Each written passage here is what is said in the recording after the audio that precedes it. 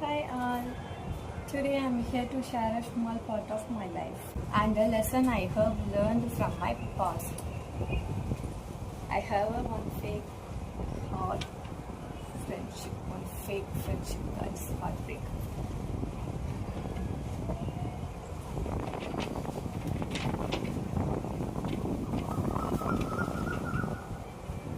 எனக்கு எப்படி ஸ்டார்ட் ஆச்சு அப்படின்னா ஸோ நான் ஒரு நல்ல பம்பர்டு பர்சன், ஓகேங்களா. ஸோ என்னை பார்த்துக்கிறதுக்கு எப்போதும் என்னை சுற்றி எல்லாருமே இருப்பாங்க. நான் எந்த ஒரு விஷயத்துக்காகவும் நான் கஷ்டப்பட தேவை கிடையாது. நான் இது பண்ணாதான் எனக்கு இந்த விஷயம் கிடைக்கும், எனக்கு ஒரு விஷயம் வேணும்னா நான் அதுக்கு கஷ்டப்படணும், நான் அது ஒருத்தவங்க கிட்ட கேட்கணும் அப்படிங்கிற எதுவுமே கிடையாது.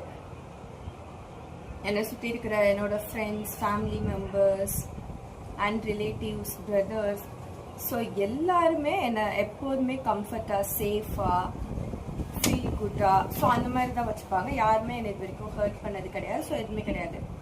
It's her been fast 5 years ago. அப்போது வந்துட்டு ஃபர்ஸ்ட் நாங்கள் ஸ்கூல் படிக்கும் போதே நாங்கள் 2 பேர் அப்போ தான் நான் தமிழ் மீடியம் ஃபர்ஸ்ட் ஸ்டார்ட் பண்ணேன். எனக்கு தமிழ் ஒழுங்காக வராது, ஸோ இங்கிலீஷ் மீடியத்துலேயே இருக்கனால ஸோ இங்கிலீஷே படிக்கிறேன் அப்படி சொல்லிட்டு okay let's go and learn சொல்லி தமிழ் அப்படின்னு சொல்லிட்டு என்னை தமிழ் மீடியத்துக்கு அனுப்பிட்டாங்க. எனக்கு அங்கே சுத்தமாக பிடிக்கலன்னு வைங்களேன். ஆனால் அதுக்கப்புறம் போக போக ஒரு 1 yearக்கு அப்புறமா எனக்கு ஃப்ரெண்டு செட் ஆச்சு. ஸோ ஓகேங்களா. ஸோ ஒரு பொண்ணு, அந்த பொண்ணு என்ன பண்ணனா, நாங்கள் நல்லா ஜாலியாக தான் இருந்தோம், க்ளோஸாக தான் இருந்தோம். 10th ஜாலியாக இருந்தோம், 11th ஜாலியாக இருந்தோம். 12th என்னதுன்னா ஒரு டியூஷன் அவள் சேர்ந்துருந்தா. ஃபுல்காக சொல்லக்கூடாது, எதுக்கு அது சொல்லிட்டு சொல்லலாமா வேணாமனே தெரியல கைஸ். யாராச்சும் பேச பார்த்தாங்கன்னா ஸோ ஓகே சொல்கிறேன்னு வச்சுக்கோங்க, என்ன பண்ணிட்டு போகிறாங்க பார்த்துக்கலாம். ஸோ அப்போ அவள் ஆல்ரெடி டியூஷன் சேர்ந்துருந்தா. நான் டியூஷன் இல்லை, நான் வீட்டில் இருந்து தான் படித்தேன். ஸோ அப்போ ஓகே நானும் டியூஷன் போகலாம் மேக்ஸுக்கு அப்படின்னு சொல்லிட்டு அவள் போகிற டியூஷன்லேயே கேட்க சொன்னேன். அவங்க மேம் ஓகே சொல்லிட்டாங்கன்னு சொல்லிட்டு அவள் என்கிட்ட சொன்னான். ஸோ நானும் அந்த டியூஷனுக்கு போய் கேட்டோம், அவங்களும் ஓகே சொல்லிட்டாங்க. அதுக்கப்புறம் நாங்கள் 2 பேரும் ஒரே டைமில் டியூஷன் அட்டென்ட் பண்ண மாட்டோம், வேறு வேறு டைமில் தான் அட்டென்ட் பண்ணுவோம். அவள் மார்னிங் வருவா, நான் ஈவினிங் வருவேன்.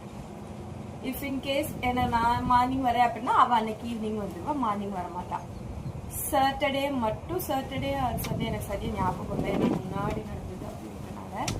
ஸோ அப்போ மட்டும் அந்த சாட்டர்டே சண்டே அது மாதிரி வீக்கெண்டில் ஸ்பெஷல் டியூஷன் வைக்கும்போது மட்டும் 2 பேரும் சேர்ந்து அட்டென்ட் பண்ணுவோம்.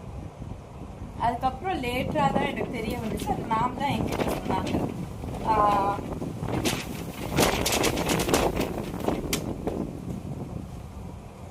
காற்று சூப்பராக இருக்கு, நல்லா வேலை பார்த்துட்டு உட்காருங்க, அப்படியே காற்று அப்படியே சூப்பராக இருக்கு.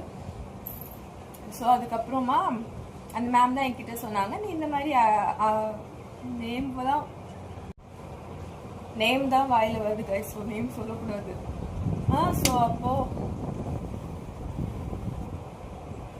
அப்போ அந்த மாதிரி எப்படின்னா, அந்த பொண்ணு உனக்கு ஃப்ரெண்டா, நீ ஃப்ரெண்டு க்ளோஸ்ன்னு சொல்கிற, ஆனால் நான் அவகிட்ட கேட்கும் போது அவள் அப்படி சொல்லவே இல்லையே. அவள் ஜஸ்ட் நீ அந்த கிளாஸ்மேட்டு, அவளோட பெஞ்சில் உட்காந்துருக்கக்கூடிய ஒரு பொண்ணு அப்படி தான் என்கிட்ட சொன்னான் அப்படி சொன்னாங்க. நான் எப்படி, நாங்கள் 2 பேர் அவ்வளோ க்ளோஸு, எல்லாமே ஷேர் பண்ணுவோம். அவள் வேணா அவளும் அப்படிதான் நான் நினச்சிட்டு இருந்தேன். பட் ஆனால் அவள் வேற ஒருத்தவங்க கிட்ட தான் ரொம்ப க்ளோஸாக இருந்திருக்கா. அது எனக்கு தெரியாமல் போச்சு.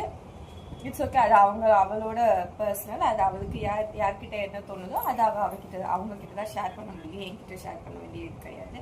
ஸோ எனக்கு அவள் க்ளோஸ். ஸோ நான் எல்லாமே ஷேர் பண்ணேன். எல்லா வீக்கெண்ட்ஸும் 2 பேருமே மீட் பண்ணிப்போம். ஒன்று நான் அவள் வீட்டுக்கு போவேன், அப்படி இல்லை அப்படின்னா அவள் என் வீட்டுக்கு வருவா. சாட்டர்டே எங்களுக்கு கிளாஸ் இருக்கும், ஸோ கிளாஸ் அட்டென்ட் பண்ணிடுவோம்.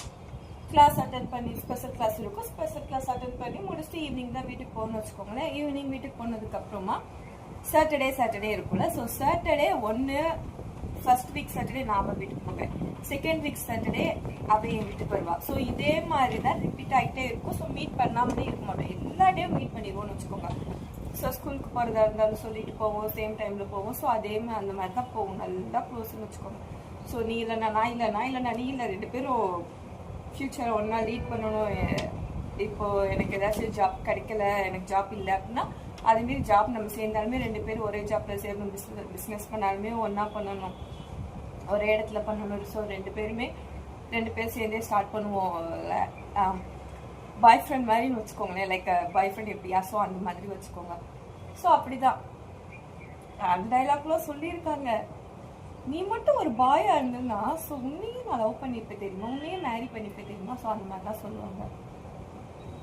உங்ககிட்டயே அந்த மாதிரி நிறையா பேர் நிறையா சொல்லியிருப்பாங்க. ஸோ எல்லாரையும் கொஞ்சம் லிமிட்டோட நம்புங்க கைஸ்.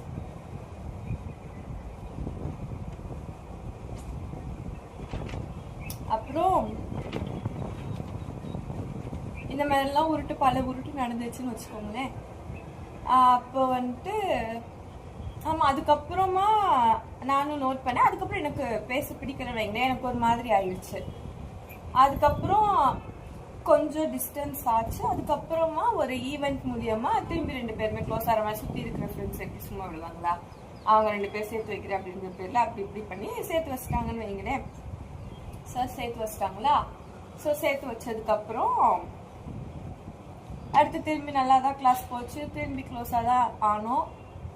அதுக்கப்புறம் திரும்பி காலேஜும் சேம் அதே பர்சன் கூட ஒரே காலேஜில் சேர்றேன். ஃபர்ஸ்ட் ஒரு காலேஜில் அப்ளை பண்ணோம், அங்கே சீட் 2 பேர்த்துக்குமே கிடைக்கல. அதுக்கப்புறம் இன்னொரு காலேஜ், அதுக்கு நியர்பைலே இன்னொரு காலேஜ் இருந்துச்சு. ஸோ அங்கே அப்ளை பண்ணோம், 2 பேர்த்துக்குமே கிடைச்சிச்சு. 2 பேரும் ஒரே கிளாஸு, ஒரே டெஸ்க்கு, பக்கத்துலன்னு வச்சுக்கோங்க. ஸோ அந்த மாதிரி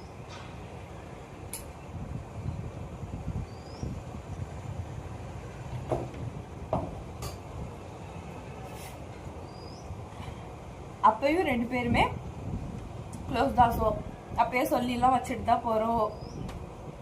நம்ம யார்கிட்டையும் க்ளோஸ் ஆகக்கூடாது, யார்கிட்ட எதுவும் நம்மளை பற்றி ஷேர் பண்ணிக்க கூடாது, நம்ம 2 பேர் தான் ஃப்ரெண்ட்ஸாக இருக்கணும், புதுசாக யார்கிட்டையும் பழகக்கூடாது. ஸோ அப்படி இப்படி சொல்லிட்டு தான் போகிறோம். அதுக்கப்புறம் நாங்கள் படித்த ஸ்கூல்லையே க்ளோஸ் ஃப்ரெண்டுன்னு கிடையாது, ஜஸ்ட் அ ஃப்ரெண்ட் அந்த மாதிரி அந்த பர்சன் 2 பேர். அவங்களும் எங்கள் காலேஜ் எங்கள் கிளாஸ் தான் சேர்றாங்க. ஸோ அப்போ ஓகே சொல்லிட்டு நாங்கள் 4 பேரும் மிங்கிள் ஆகிட்டோம். நாங்கள் 4 பேர் மிங்கிள் ஆகிட்டோமா. ஆனாலும் அந்த பொண்ணுக்கிட்ட தான் க்ளோஸாக இருப்பேன்.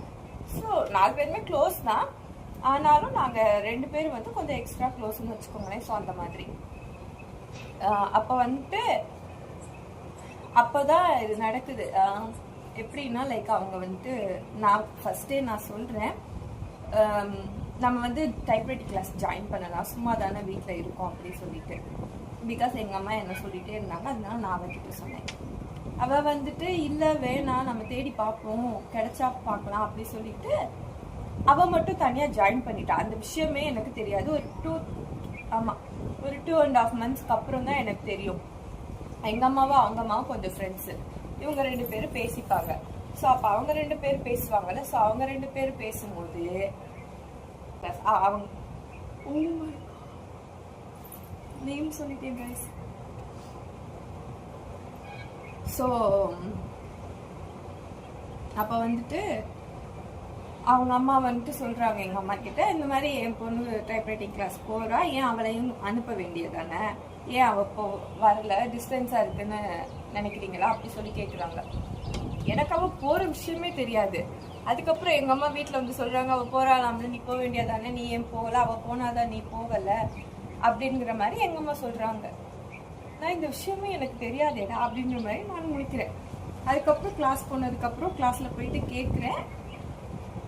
அதுக்கப்புறமா ஆமாம் போகிறேன், ஆனால் எனக்கு அங்கே பிடிக்கலை. நான் அவங்க அம்மா 2.5 months ஆச்சு சொன்னாங்க. அவள் வந்துட்டு நான் இப்போதான் 1 week-ஆக தான் போகிறேன், நான் போயிட்டு செட் ஆச்சு அப்படின்னா பிடிச்சிருந்துச்சு அப்படின்னா உங்கள்கிட்ட சொல்லுவோம், நம்ம சேர்ந்து போகலான்னு நினச்சேன் அப்படின்னு ஒரு ரூட் விட்டுலாம். சரி ஓகே அப்படின்னு விட்டாச்சு. அதுக்கப்புறம் என்னாச்சு, ஸோ ரெகுலராக சேட் பண்ணிகிட்டே இருந்தோம். அப்போ அது வந்துட்டு அப்படியே சடனாக ரொம்ப ஸ்லோவாக ஆரம்பிச்சிச்சு. இப்போ நான் இன்னைக்கு ஹாய் அப்படின்னு அனுப்புனா எனக்கு 3 நாள் கழிச்சு திரும்பி ரிட்டன் ஹாய்ன்னு வராது. என்ன அப்படின்னு வரும். ஸோ எப்படி இருக்கும் சொல்லுங்க.